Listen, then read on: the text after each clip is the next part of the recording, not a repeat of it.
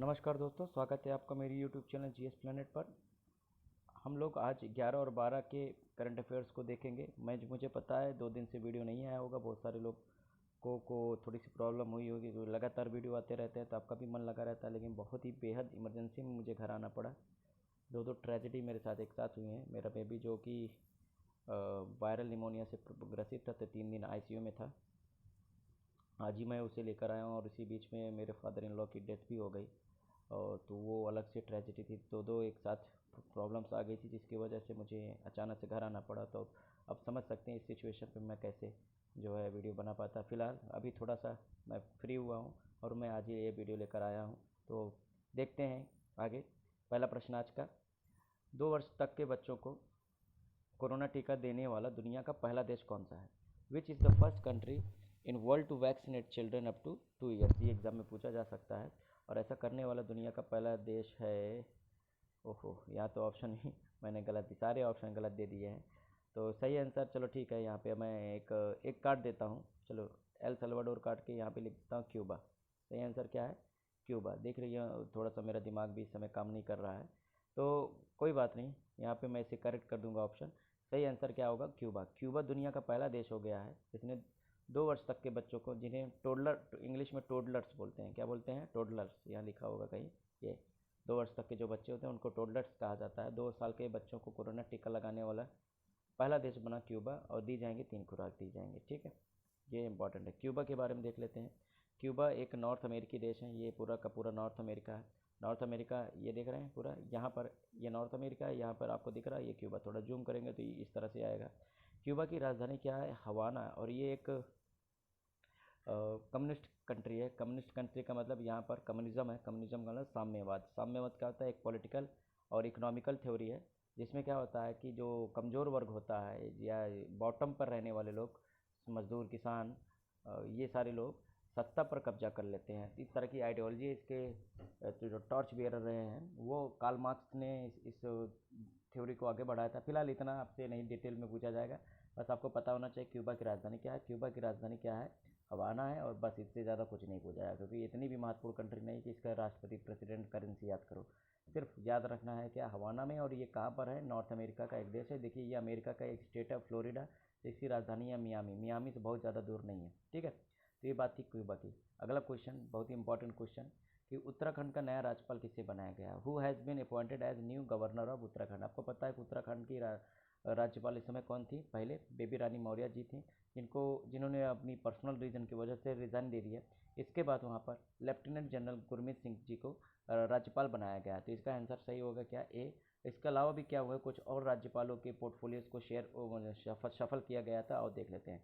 President Kovind appoints new governors to Tamil Nadu, Uttarakhand, Punjab and Nagaland. 4 राज्यों में नए गवर्नर यानी राज्यपाल की नियुक्ति हुई। कौन कौन है ये देख लीजिए। तो यहीं पर देख लेते हैं।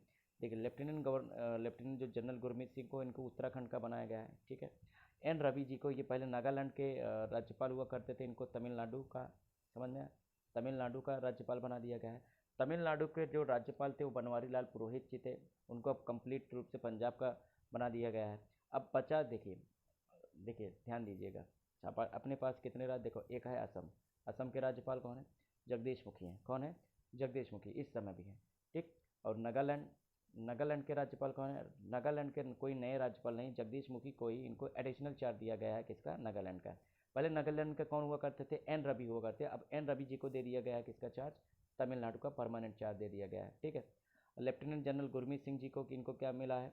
इनको उत्तराखंड मिला है, जो कि पहले बेबी रानी मौर्य का हुआ करता था। अब प्रश्न उठता है पंजाब किसको मिला? तो बनवारी लाल पुरोहित जी पूरी तरह से अब क्या होंगे, वो पंजाब के ही पोर्टफोलियो संभालेंगे। समझ में आ गया? तो इस तरह से आपको याद रखना है। देखिए यहाँ पर लिखा होगा, ये क्या कहते हैं, governor of Punjab is appointed as regular, कौन हो गए हैं? बनवारी, गवर्नर ऑफ जो तमिलनाडु थे इस समय एडिशनल, जो कि ये रहा बनवारी लाल पुरोहित, ये तमिलनाडु के थे, जो कि अब पंजाब के हो गए। एन रवि जो कि कहाँ हुआ करते थे? पहले नागालैंड के थे, अब तमिलनाडु के हो गए। समझ में आ रहा है? तो इस तरह से हो गया। और असम और नागालैंड के दोनों के एक ही राज्यपाल है, वो है क्या कहते हैं कि जगदीश मुखी जी। ठीक है, ये बात होगी। देखिए, कुछ संवैधानिक प्रश्न हैं यहाँ पर जो एग्जाम में पूछ लिए जाते हैं, कुछ कॉन्स्टिट्यूशनल क्वेश्चन पूछ लिए जाते हैं, उसको भी देख लेते हैं। तो कॉन्स्टिट्यूशन क्वेश्चन की बात करें, जैसे कि आपसे पूछा जाएगा राज्यपाल की नियुक्ति कौन करता है, तो ये बहुत बार इंपॉर्टेंट है, एग्जाम में पूछ लिया जाता है। हु अपॉइंट्स गवर्नर, तो कौन अपॉइंट करता है, राष्ट्रपति करता है। समझ में आ गया, क्लियर है। दूसरी बात आपसे पूछ लिया जाता है राज्यपाल का कार्यकाल कितना होता है, तो 5 वर्ष का होता है, लेकिन उससे पहले भी राष्ट्रपति इनसे जो है इनका कार्यकाल समाप्त कर सकते हैं, जब चाहे तब राष्ट्रपति के प्रसाद पर्याप्त यानी इनके प्लेजर पर, ये up to the pleasure of president he holds portfolio. समझ में आया, राज्यपाल जो का पद जो है जब तक राष्ट्रपति की इच्छा तब तक ये धारण करते हैं, वैसे इनका जो कार्य होता है 5 वर्ष का होता है। राज्यपाल के लिए आपके पास कौन सा आर्टिकल है, तो इंपॉर्टेंट आर्टिकल देखिए 153 है, इसके 153 के अलावा भी हैं, लेकिन इंपॉर्टेंट है 153 में राज्यपाल की नियुक्ति की बात करता है कि राष्ट्रपति राज्यों के कार्यकारी अध्यक्ष के रूप में राज्यपाल की नियुक्ति करेंगे। President shall appoint governor as head of union executive, जो यूनियन स्टेट एग्जीक्यूटिव के हेड होंगे। क्लियर है, ये एग्जाम में पूछ लिया जाता है कि राज्य कार्यपालिका के अध्यक्ष कौन होते हैं, तो ये गवर्नर होते हैं, और यूनियन के यानी संघ कार्यपालिका के अध्यक्ष कौन होते हैं, ये राष्ट्रपति होते हैं। राष्ट्रपति कौन है, प्रेसिडेंट रामनाथ कोविंद जी हैं। तीसरा क्वेश्चन देख लेते हैं कि भारत के किस राज्य में हाल ही में नेशनल हाईवे पर आपातकालीन वायु सेना की लैंडिंग कराने की क्षमता विकसित की गई। देखिए, ये शहर का नाम भी पूछ सकता है और राज्य का भी नाम पूछ सकता है। Which state now has the first emergency landing strip on national highway, मतलब नेशनल हाईवे के अंदर इमरजेंसी एयरफोर्स की प्लेन्स की क्या कराई जा सकती है, लैंडिंग कराई जा सकती है, और ये बॉर्डर एरिया पे, पाकिस्तान के बॉर्डर एरिया पे होने के कारण इसका अपना स्ट्रेटेजिक इंपॉर्टेंस है, यानी कि सामरिक महत्व है। सामरिक मतलब युद्ध कभी छिड़ जाए तो अगर सड़क बॉर्डर के किनारे हमें एयरफोर्स के प्लेन उतारने हैं तो हाईवे पे उतार सकते हैं, कितनी अच्छी बात होगी। हमें युद्ध के समय एडवांटेज मिल जाया करेगा। तो ये सही आंसर क्या है, राजस्थान, इसलिए मैंने ऑप्शन सारे बॉर्डर एरियाज वाले दिए थे। तो राजस्थान में ऐसा किया गया है, और उसका नाम क्या है देख लेते हैं। India gets its first emergency landing strip on national highway, 19 more to come. इसका मतलब क्या हुआ, नेशनल हाईवे नंबर 19 नहीं, नेशनल हाईवे पे बनाया गया है, और 19 ऐसे और नेशनल हाईवे चिन्हित किए गए हैं जहां पर इस तरह की एयर स्ट्रिप बनाई जाएगी इमरजेंसी वाली। ठीक है, तो हुआ क्या है, कहाँ पे किया गया है, ये इंपॉर्टेंट है। नेशनल हाईवे नंबर 925 ए, याद रखिएगा, नेशनल हाईवे नंबर 925 ए पे बनाया गया है, और ये कहाँ है स्थान, सत्ता गांधव, क्या है, सत्ता गांधव स्टेट है, ठीक है, जो कि बाड़मेर के पास है। बाड़मेर यानी राजस्थान, तो राजस्थान स्टेट, शहर का नाम बाड़मेर, और स्थान क्या है, प्लेस क्या है, सत्ता गांधव, और हाईवे का नाम क्या है, 925 ए। तो इसको लेकर दो जो केंद्रीय मंत्री थे वो इसके उद्घाटन समारोह में गए थे। एक नेशनल हाईवे की बात है, जाहिर सी बात सड़क परिवहन मंत्री यानी रोड ट्रांसपोर्ट मिनिस्टर इस समय कौन है, वो है हमारे नितिन गडकरी जी, उनको तो होना ही था, और साथ ही साथ मामला एयरफोर्स से जुड़ा हुआ था, इसलिए यूनियन डिफेंस मिनिस्टर यानी राजनाथ सिंह जी भी थे। तो इन दोनों के हाथों ये उद्घाटन हुआ, और ऐसा कहा जा रहा है कि ऐसे 19 और नेशनल हाईवे चिन्हित किए गए जहाँ पर इस तरह की व्यवस्था की जाएगी। ठीक है, ये देखिए आपातकालीन लैंडिंग सुविधा करने वाला, और 19 ये देखिए पढ़ लीजिएगा, बता देते हैं। राजस्थान की बात कर लें तो भारत का ये सबसे बड़ा राज्य है। अगर हम राज्य और उसकी बात करें, क्या कहते हैं कि क्षेत्रफल की बात करें, एज पर एरिया राजस्थान सबसे बड़ा राज्य है। इसकी कैपिटल क्या है, जयपुर। इसके गवर्नर इस समय कौन है, कलराज मिश्र। मुख्यमंत्री कौन है, अशोक गहलोत जी। नेशनल पार्क यहाँ पर कौन है, केवला देव, बहुत इंपॉर्टेंट है। सरिस्का, रणथंभौर और डेजर्ट, केवला देव जो कि भरतपुर डिस्ट्रिक्ट में है, और ये उसके लिए जानी जाती है। एग्जाम में ये भी पूछ लिया जाता है, इसलिए बता दे रहा हूँ। साइबेरियन क्रेन जो होता है, साइबेरियन क्रेन ये क्या है बताते हैं। साइबेरियन क्रेन का मतलब क्या होता है, साइबेरिया से आने वाला एक प्रवासी पक्षी है जिसका नाम है सारस, साइबेरियाई सारस। ये सर्दियों के मौसम में जब साइबेरिया में बहुत ज़्यादा ठंडी पड़ने लगती है तो ये भारत में आकर प्रवास करता है। तो भारत में ये जो भरतपुर जिले में है, क्या कहते हैं, केवला देव नेशनल पार्क, तो यहीं पर आके प्रवास करता है, पूरी सर्दियाँ यहीं पर बिताता है, इसलिए एग्जाम में पूछ लिया जाता है। केवला देव अक्सर एग्जाम में पूछा जाता है। ठीक है, और इसके अलावा सरिस्का है, रणथंभौर है, डेजर्ट है, ये सारे इंपॉर्टेंट नेशनल पार्क हैं, कहाँ के हैं, राजस्थान के। वर्ल्ड हेरिटेज साइट की बात करें, बहुत सारे वर्ल्ड हेरिटेज साइट हैं। सबसे पहली बात, जयपुर सिटी अपने आप में ही क्या हुआ है, पूरा शहर ही वर्ल्ड हेरिटेज साइट है, विश्व विरासत स्थल है। जंतर मंतर जो कि जयपुर में ही है, वो भी विश्व विरासत स्थल है। और इसके अलावा राजस्थान में जितने भी हिल फोर्ट हैं, यानी कि किले पहाड़ों पर जो स्थित किले हैं, जैसे कि आम्बेर किला हो गया, जयगढ़ किला हो गया, नाहरगढ़ किला हो गया, रणथंभौर का किला हो गया, कुंभलगढ़ का किला हो गया, तो ये सारे जो बूंदी के किले हो गए, इतने सारे जो उदयपुर के किले हो गए, ये जो पहाड़ों पे किले बनाए गए हैं, इनको भी वर्ल्ड हेरिटेज साइट में घोषित किया गया, सारे एक साथ। और इसके अलावा जो केवला देव आपका है ये नेशनल पार्क, इसको भी क्या वर्ल्ड हेरिटेज साइट घोषित किया गया। ठीक है, तो केवला देव भी है, ये सारे चार आपको वर्ल्ड हेरिटेज साइट याद होने चाहिए। डांस फॉर्म आपको पता है, घूमर और कलबेलिया, ये यहाँ का मेन डांस फॉर्म है, ठीक है। चौथा क्वेश्चन आज का देखते हैं। हाल ही में जारी नेशनल इंस्टीट्यूट रैंकिंग फ्रेमवर्क के ओवरऑल रैंकिंग में किस संस्था ने टॉप किया? मोस्ट इंपॉर्टेंट क्वेश्चन है, निश्चित तौर पर आने वाला क्वेश्चन है। Which institute tops in overall category in national institute ranking framework? देखिए, भारत के अंदर जितने भी इंस्टीट्यूट हैं, एजुकेशनल इंस्टीट्यूट की बात कर रहे हैं, चाहे वो इंजीनियरिंग हो, चाहे वो मेडिकल वाले हों, चाहे वो लॉ की डिग्री देने वाले हो, चाहे ओवरऑल यूनिवर्सिटी हो, ठीक है।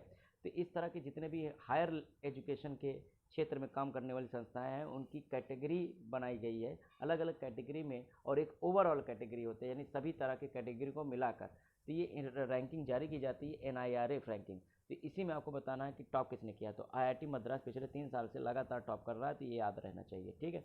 अब बाकी देख लेते हैं। IIT मद्रास रिटेन्स मतलब फिर से टॉप किया उसने, retain top education institute under overall category NIRF ranking. अब एक चीज़ और है, आपसे पूछा जा सकता है कि NIRF जो रैंकिंग है कौन जारी कर सकता है, कौन जारी करता है?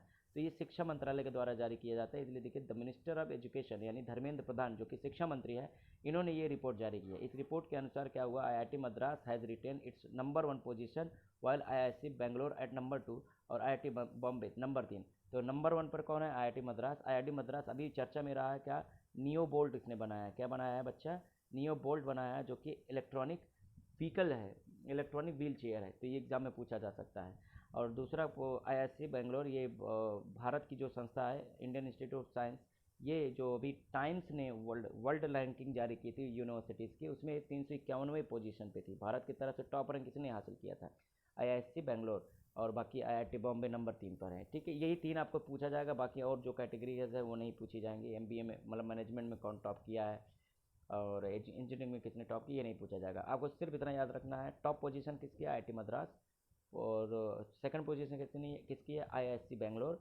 और IIT बॉम्बे थर्ड पोजीशन पे है इस पूरी रैंकिंग में, ठीक है। समझ में आया? पाँचवा क्वेश्चन, 13वें ब्रिक्स शिखर सम्मेलन की अध्यक्षता किसने किया? Which country hosted 13th BRICS summit? देखिए, अभी इसका कॉन्फ्रेंस हुआ था, चूँकि वर्चुअल कॉन्फ्रेंस हुआ था, क्योंकि कोरोना की वजह से इस समय जो है कॉन्फ्रेंस जितने भी हैं वो पब्लिकली नहीं हो पा रहे हैं, सब वर्चुअली हो रहे हैं। वर्चुअली मतलब सिस्टम पे डिजिटली हो रहे हैं। तो इसका अध्यक्षता किसने की? भारत ने की। इस समय भारत का टर्न था, तो भारत ने इसकी अध्यक्षता की। भारत इससे पहले 2012 में गोवा में, 2012 में और 2016 में अध्यक्षता कर चुका है, ठीक है। 2012, 2016, 2020 होना था, 2020 कैंसिल हो गया था, इसलिए 2021 अब जो है अध्यक्षता के लिए 4 साल बाद आएगी, ठीक है। ऐसा क्यों बताते हैं, देखिए, ब्रिक्स पहली संस्था क्या है देख लेते हैं। इसका जो है 5 दुनिया की जो सबसे बड़ी अर्थव्यवस्था है, या सबसे तेज़ी से, सबसे बड़ी तो नहीं, सबसे तेज़ी से उभरती हुई अर्थव्यवस्थाएँ, यानी कि 5 emerging best emerging economies of world, जिसमें ब्राज़ील है। सबसे पहला कौन है? ब्राज़ील। दूसरे पे कौन है? रशिया। तीसरे पे कौन है? चाइना। चौथे पे कौन है? Sorry, India. चलो ठीक है, तीसरे पे इंडिया है। क्या है? इंडिया। चौथे पे चाइना और पाँचवें पे साउथ अफ्रीका, ठीक है। तो ये 5 देशों का ग्रुप बना हुआ है। ये 5 देश जो है क्या करते हैं, आपस में साल भर में एक दिन जो है किसी न किसी एक देश में, मेंबर कंट्री, जो चाहे ब्राज़ील, चाहे रशिया, चाहे इंडिया या चाइना या साउथ अफ्रीका, यहाँ पे बैठते हैं। बैठकर पूरी दुनिया के जो मुद्दे हैं और आपसी जो मुद्दे हैं उनको सॉल्व करने का प्रयास करते हैं। पूरी दुनिया के लिए ये घोषणा पत्र जारी करते हैं अगर कोई ग्लोबल इश्यूज़ है। जैसे इस साल न्यू दिल्ली डिक्लेरेशन आया। न्यू दिल्ली डिक्लेरेशन मतलब नई दिल्ली घोषणा पत्र। इसमें अफगानिस्तान के मुद्दे पर चर्चा हुई है, और इन पाँचों ने अपना मत दिया है, और एक तरह से जॉइंट स्टेटमेंट जारी किया है, यानी साझा बयान जारी किया है। इसका मतलब क्या है कि अफगानिस्तान का जो मुद्दा है, यानी अफगानिस्तान में जो तालिबान का मुद्दा है, ये 5 देश एक मत से अपनी बात रख रहे हैं ब्रिक्स के प्लेटफॉर्म पर। तो ये बहुत ही महत्वपूर्ण बात हो जाती है। तो किसी भी ग्लोबल सिक्योरिटी का इशू है या ग्लोबल इकॉनमी का इशू है, तो उस पर ये अपना जो है जॉइंट स्टेटमेंट जारी करते हैं, यानी साझा स्टेटमेंट को क्या बोलते हैं? साझा बयान जारी करते हैं। तो एग्जाम में पूछा ऐसे भी जा सकता है कि हाल ही में नई दिल्ली घोषणा पत्र यानी न्यू दिल्ली डिक्लेरेशन चर्चा में रहा है या किस संस्था द्वारा जारी किया गया है? तो किस संस्था द्वारा जारी किया? ब्रिक्स के द्वारा जारी किया, ठीक है। तो 5 देश इसमें हैं, ठीक। इसकी स्थापना कब हुई थी? तो ब्रिक्स की स्थापना हुई थी 2006 में। कब हुई थी? 2006। इसके 15 साल हो चुके हैं, ठीक है। तो इस बार 15वां इसका स्थापना दिवस मनाया गया। लेकिन इसकी जो पहली बैठक हुई थी वो कब हुई थी? 2009 में हुई थी, रूस में हुई थी, याकेतिनबर्ग में, या कि 3 वर्ग में हुई थी, रूस में हुई थी। पहली बैठक रूस में हुई थी और स्थापना कब हुआ था? 2006 में। ठीक है। 2010 में जो है साउथ अफ्रीका इसमें जुड़ता था, उससे पहले ये ब्रिक नाम से जाना जाता था। ठीक है, तो ब्रिक से ये ब्रिक्स हो गए 2010, तब से लेकर लगातार किसी ना किसी एक देश में बैठक होती है। अच्छा, बैठक कैसी होती है? रोटेशनल वाइज, जैसे कि अब इंडिया हुई, अगली बार चाइना में होगा, फिर साउथ अफ्रीका में, फिर ब्राज़ील में, फिर रशिया, फिर इंडिया, इस तरह से रोटेट होता रहता है। हर 4 साल बाद दूसरे देश में जो है बैठक होती है। इसमें प्रधानमंत्री ने कुछ कहा, उनके चीन के राष्ट्रपति ने कुछ कहा, ये सब सारी चीज़ें बात है। इंपॉर्टेंट ये है नई दिल्ली घोषणा पत्र। इंपॉर्टेंट क्या बच्चा? नई दिल्ली घोषणा पत्र। ये किससे संबंधित है? अफगानिस्तान संकट पर शांतिपूर्ण तरीके से कैसे निपटाया जाए, इसको लेकर ये पांचों देशों का आह्वान है। छठा क्वेश्चन देखते हैं, हाल ही में किस देश ने गाओफेन 502 नामक सैटेलाइट लॉन्च किया है? Recently which country launched Gaofen 502 satellite? तो ये चाइना ने लॉन्च किया है। किसने लॉन्च किया है? चाइना ने। और एक तरह का ये EOS है। EOS का मतलब होता है अर्थ ऑब्जर्वेटरी सैटेलाइट। क्या होता है? अर्थ ऑब्जर्वेटरी सैटेलाइट। ठीक है। अर्थ ऑब्जर्वेटरी सैटेलाइट की हिंदी में बोलते हैं भू अवलोकन या भू सर्वेक्षण। नहीं, सर्वेक्षण सही शब्द नहीं होगा, भू अवलोकन उपग्रह। भू अवलोकन उपग्रह का मतलब होता है ये पृथ्वी के चारों ओर चक्कर लगाएगा, इसे वर्टिकली चक्कर लगाएगा, यानी लंबवत चक्कर लगाएगा, और घूम घूम कर जो है क्या करेगा? इमेज भेजेगा, पिक्चर्स भेजेगा, तो इससे सर्वेक्षण हो जाया करेगा। तो ये है इस तरह का सेटेलाइट, वर्टिकली घूमता है, जिसे पोलर सेटेलाइट भी कहते हैं, क्योंकि ये पोल के सहारे घूमता है, ध्रुवों के सहारे घूमता है। किसी दिन मैं आपको पोलर सेटेलाइट क्या होता है, जियो स्टेशनरी सेटेलाइट क्या होता है, दोनों में अंतर क्या होता है, मैं आपको समझा दूंगा। आज बहुत लंबा हो जाएगा वीडियो, इसलिए आज मैं नहीं समझाऊंगा। अभी के लिए इतना समझिए, एक तरह का पोलर सेटेलाइट होता है। तो ये चीन का है, चीन ने इसे लॉन्च किया। बस इतना पता होना चाहिए किस देश ने लॉन्च किया और नाम याद होना चाहिए, इसके अलावा कुछ नहीं याद होना चाहिए इसमें। ठीक है, नाम आपको पता चल गया, गाओफेन 502, ये अर्थ ऑब्जर्वेशन सेटेलाइट है। ठीक है, ये रहा। चीन के बारे में देख लेते हैं। चीन एक दुनिया का दूसरा नहीं, तीसरा सबसे बड़ा देश है। थर्ड लार्जेस्ट कंट्री है, अगर हम बात करें किसके? Area wise. ठीक है, क्षेत्रफल के हिसाब से थर्ड लार्जेस्ट है, और पॉपुलेशन के हिसाब से आपको पता है ये पहला है। ठीक है, फर्स्ट इन पॉपुलेशन। इसकी कैपिटल क्या है? बीजिंग है, जो कि यहाँ पर दिख रहे हैं। यहाँ के प्रेसिडेंट कौन है? जी जिनपिंग है। ठीक है, शी जिनपिंग भी बोलते हैं, जी जिनपिंग भी बोलते हैं। ठीक, करेंसी यहाँ की क्या है? रेनमिनबी। क्या है? रेनमिनबी। कहीं कहीं युआन भी मिलता है। ठीक है, तो युआन भी है, रेनमिनबी है। चीन दुनिया का ये सबसे बड़ा तीसरा सबसे बड़ा देश है। ठीक है, भारत का पड़ोसी भी है। यहाँ पे भारत पड़ोसी है, नेपाल का है, भूटान का है, म्यांमार का है, वियतनाम का है, लाओस का है। देख रहे इतने सारे कंट्रीज है। सबसे ज़्यादा दुनिया के पड़ोसी हैं इसके कोरिया, नॉर्थ कोरिया है। ठीक है, और ऊपर देखो रशिया है, मंगोलिया है, इधर आ जाएगा आपका ताजिकिस्तान, किर्गिस्तान वगैरह है। ठीक है, अफगानिस्तान है, पाकिस्तान है, सब इसके पड़ोसी देश हैं। ठीक, सातवां क्वेश्चन आज का, हाल ही में किस देश के सीएजी को, यानी कि सीएजी मतलब सीएजी को बोलते हैं हिंदी में, इंग्लिश में कंट्रोलर, इसको पॉलिटी में पढ़ेंगे, controller and auditor general. Controller and auditor general, ये इसका जो है फुल फॉर्म है। हिंदी में बोलते हैं नियंत्रक व महालेखा परीक्षक। ठीक है, नियंत्रक व महालेखा परीक्षक, ये एग्जाम में पूछ लिया जाएगा सीएजी का फुल फॉर्म। तो क्वेश्चन देखते हैं, हाल ही में किस देश के सीएजी यानी कंट्रोलर ऑडिटर एंड जनरल को एशिया के सुप्रीम ऑडिट संघ का अध्यक्ष चुना गया है? CAG of which country has been elected as president of Asian organisation of supreme audit institution. ठीक है, तो ये भारत के जो सीएजी हैं, जिनका नाम है GC मुर्मू। क्या नाम है? GC मुर्मू। उनको एशिया का जो सुप्रीम ऑडिट करने वाली संस्था है उसका अध्यक्ष चुना गया है। ठीक है, तो पहले सीएजी है क्या ये समझते हैं, फिर उसके बाद ये क्वेश्चन आपको समझ में आएगा। देखिए, सीएजी जो कि एक प्रकार का क्या है? कॉन्स्टिट्यूशनल बॉडी है। क्या है बच्चा? सबसे पहली बात ये क्या है? कॉन्स्टिट्यूशनल बॉडी है। कॉन्स्टिट्यूशनल बॉडी को हिंदी में क्या बोलते हैं? संवैधानिक संस्था। क्या बोलते हैं? संवैधानिक संस्था। संवैधानिक संस्था का मतलब क्या होता है? ऐसी संस्था जो जिनका वर्णन या विवरण संविधान में मिलता है। तो सीएजी कहाँ पर है? संविधान में है। संविधान में जाहिर बात है किसी आर्टिकल में होगा, तो आर्टिकल कौन सा है? 149 से लेकर 151 तक। तो ये 3 आर्टिकल 149, 50 और 51, ये 3 आर्टिकल सीएजी से संबंधित है। तो पहले ये पता होना चाहिए, सीएजी 149 से 151, और इसका फुल फॉर्म क्या होता है? कंट्रोलर ऑडिटर एंड जनरल, यानी नियंत्रक एवं महालेखा परीक्षक, और ये एक संवैधानिक संस्था है। दूसरी बात, इसकी नियुक्ति कौन करता है? इसकी नियुक्ति भारत का प्रेसिडेंट करता है। कौन करता है? प्रेसिडेंट करता है। ठीक है, उसकी योग्यता क्या होती है? योग्यता के बारे में आपसे नहीं पूछा जाएगा, फिर भी उसे अकाउंट्स की समझ होनी चाहिए और प्रशासन की समझ होनी चाहिए। बस 2 योग्यता होनी चाहिए, अकाउंट्स और प्रशासन की समझ है तो उसको सीओजी बनाया जा सकता है। ठीक है, तो प्रेसिडेंट नियुक्ति करता है। और इसका कार्यकाल कितना होता है? इसका कार्यकाल होता है बच्चा 6 वर्ष, मतलब जो सीएजी मुख्य होता है 6 वर्ष या 65 वर्ष की आयु, 6 वर्ष या 65 वर्ष की आयु, ठीक है, जो दोनों में पहले खत्म हो। इसका मतलब क्या हुआ, जैसे कि मान लीजिए कोई 58 वर्ष का अधिकारी था, उसको सीएजी बना दिया गया है, तो 6 वर्ष बाद कितना हो जाएगा? 64 साल। अभी 65 नहीं हुआ है, लेकिन फिर भी रिटायर कर दिया जाए, क्योंकि 6 वर्ष का कार्यकाल उसका पूरा हो चुका है।